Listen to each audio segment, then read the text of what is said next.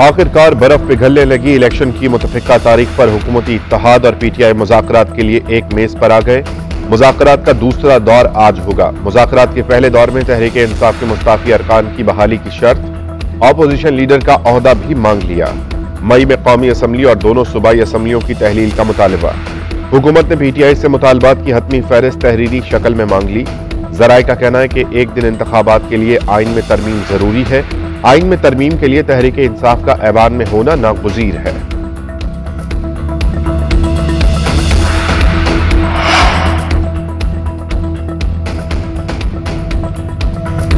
सियासी मसाइल का हल गुफ्त शनीद से निकल सकता है। मुज़ाकरात को मानी खेज तरीके से आगे बढ़ाया जा सकता है।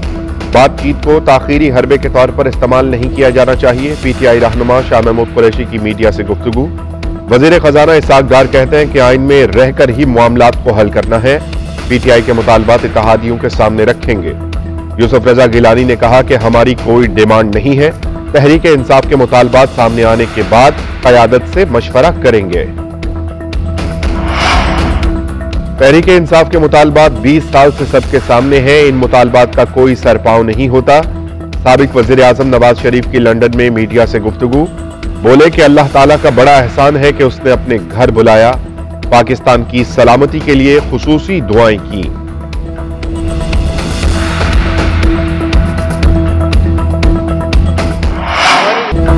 तहरीक इंसाफ के साथ मुज़ाकरात का हिस्सा नहीं बनेंगे। मौलाना फजल रहमान डट गए। कहते हैं कि सुप्रीम कोर्ट इंतखाबात के लिए 90 दिन में क्यों फंस गई है। अदालत का फैसला नाकाबिले अमल है। उधर मौलाना फजल रहमान से एमकेएम के वफद की मुलाकात। पंजाब और खैबर पख्तूनख्वा में इलेक्शन पर मुशावरत।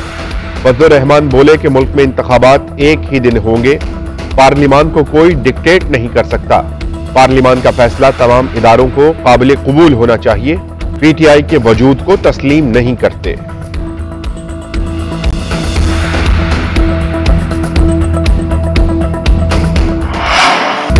वज़ीर आज़म कौमी असम्बली से एतमाद का वोट लेने में कामयाब। 180 अरकान का शहबाज शरीफ पर एतमाद का इजहार। वज़ीर खारजा बिलावल भुट्टो ने एतमाद के वोट की करारदाद पेश की। कहा पूरे मुल्क में अफवाहें चल रही हैं। हम चाहते हैं कि दुनिया को दिखा दें पाकिस्तान की पार्लिमान आइन और जमहूरियत के साथ खड़ी है। कौमी असम्बली के अरकान ने खड़े होकर वज़ीर आज़म के हक में वोट दिया। जमात इस्लामी, GDA और पीटीआई के मुनहरिफ अरकान ने वोटिंग में हिस्सा नहीं लिया। अरकान की डेस्क बजाकर शहबाज शरीफ को मुबारकबाद। वज़ीर आज़म शहबाज शरीफ का वज़ीर खारजा बिलावल भुट्टो जरदारी, आसिफ अली जरदारी और इत्तेहादी सरबराहान की नशिस्तों पर जाकर मुसाफा। स्पीकर राजा परवेज अशरफ ने कहा कि अगर मुफ्ती अब्दुल शकूर जिंदा रहते तो एतमाद के वोट 181 होते।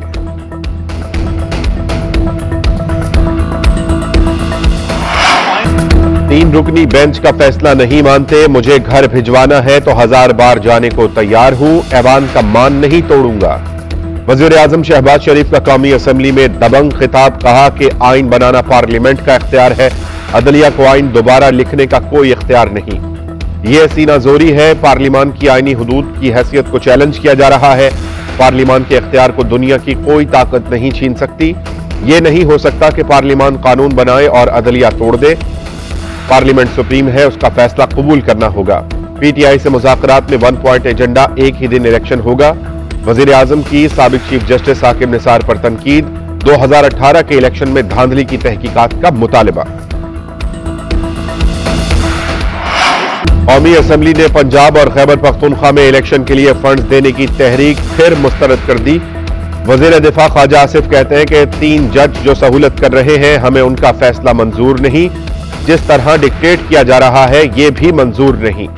हमें अदालत उज़्मा का एहतराम है। जो फैसले किसी मकसद के हुसूल के लिए दिए वो मंजूर नहीं। वज़ीर आज़म शहबाज शरीफ ने 3-2 के फैसले पर सीट नहीं छोड़नी। इलेक्शन केस में अदालत मुज़ाकरात पर मजबूर नहीं कर सकती। कोई हिदायत जारी नहीं कर रहे। अदालत सिर्फ आइन पर अमल चाहती है ताकि तनाज़े का हल निकले। अदालत का कोई हुक्म नहीं, सिर्फ तजवीज़ है। हुकूमत मुज़ाकरात में संजीदा है तो खुद इक़दाम उठाती। चीफ जस्टिस उमर अता बंदयाल के रिमार्क्स। कहा खुदा के वास्ते आइन के लिए इकट्ठे बैठ जाएं। सियासतदानों को खुद से मसाइल का हल निकालना चाहिए। मुज़ाकरात के जरिए हल ना निकला तो आइन और हमारा फैसला मौजूद है। कौमी मफाद और आइन के तहफ़्फ़ुज़ के लिए इत्तफाक ना हुआ तो जैसा है वैसा ही चलेगा।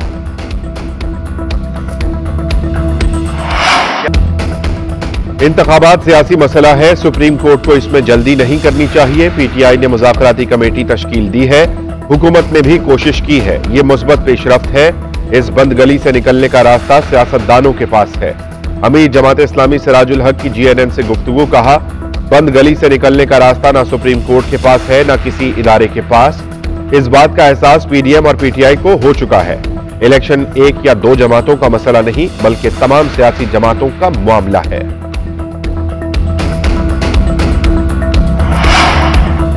इमरान खान की आज इस्लामाबाद हाई कोर्ट में पेशी। चेयरमैन तहरीक-ए-इंसाफ सुबह 7 बजे जमान पार्क से इस्लामाबाद के लिए रवाना होंगे।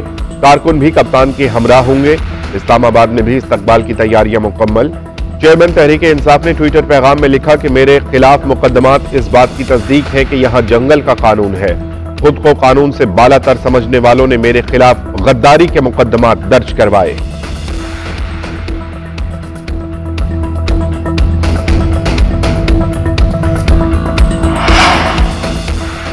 वज़ीर आज़म शहबाज शरीफ से एमक्यूएम के रहनुमाओं की मुलाकात। खालिद मकबूल सिद्दीकी की क़यादत में वफ़द के मरदमशुमारी पर गिले शिकवे, सियासी सूरत हाल पर भी मुशावरत। उधर इदारा शुमारियात का एमक्यूएम के रहनुमा फारूक सत्तार को खत। गिनती के अमल से रह जाने वाले इलाकों, बिल्डिंग्स, बस्तियों का रिकॉर्ड और एमक्यूएम को मौसूल शिकायत की तफसील तलब कर ली।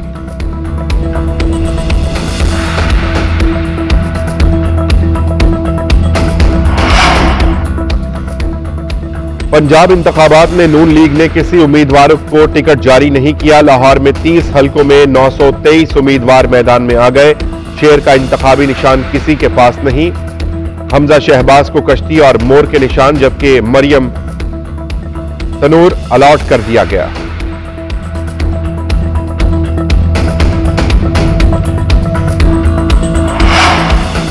पाकिस्तान में आम इंतखाबात अक्टूबर 2023 में होने की पेशगोई। मौजूदा हुकूमत का अपनी मुद्दत पूरी होने का इम्कान।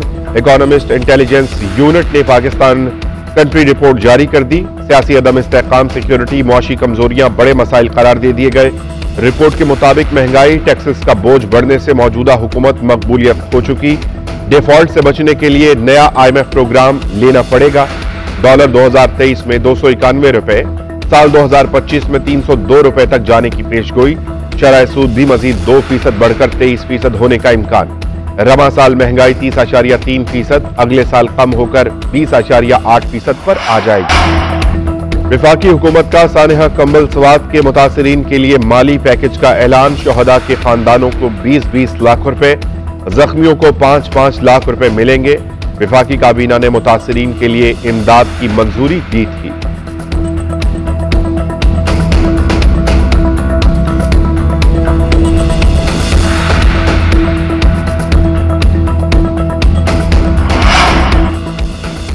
पाकिस्तान में मंकी पॉक्स वायरस ने एंट्री दे दी। कराची पहुंचने वाले मजीद 3 मुसाफिरों में मंकी पॉक्स की तशखीस हो गई। कौमी इदारा सेहत ने सर जोड़ दिए। कोरोना और मंकी पॉक्स के हवाले से ऑपरेशन का जायजा। पाकिस्तान का आलमी इदारा सेहत से वैक्सीन और तकनीकी मुआवनत के लिए रुजू करने का फैसला। दफातर में काम करने वाले अफराद के लिए डोज लगवाना जरूरी करार। उधर सिंध की वजीर सेहत ने कराची में मंकी पॉक्स का कोई भी केस रिपोर्ट न होने की तरदीद कर दी। कहा कि कराची में 20 बिस्तरों पर मुश्तमिल अलहदा आइसोलेशन वार्ड तश्कील दे दिया गया है।